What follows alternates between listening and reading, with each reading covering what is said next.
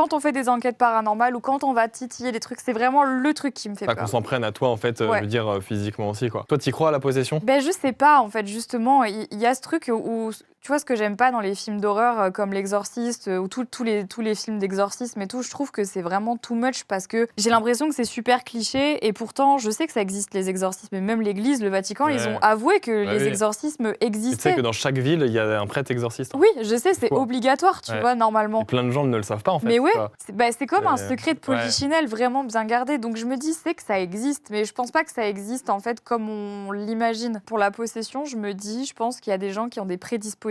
En fait, je suis convaincue qu'il y a des gens, alors on parle pas de faibles d'esprit ou quoi que ce soit, c'est pas ça, mais je suis sûre qu'il y a des gens qui sont plus sensibles, et tu le vois de toute façon en enquête, hein, des gens qui ont plus tendance à être, enfin pas paniqués, mais tu sais, à être impressionnés ou à avoir beaucoup de ressentis et tout. Je pense que c'est ces gens-là, en fait, qui sont fragiles et qui peuvent... Ouais, c'est ça. Je pense que quand t'es plus fragile psychologiquement ou si t'es dans une période de stress, par exemple, ou ce genre de choses, ou que t'es malade, ou que t'es, tu vois, moins en forme, entre guillemets, c'est là qu'on dit que le mal, entre guillemets, peut venir t'attacher ou s'en prendre à toi plus facilement.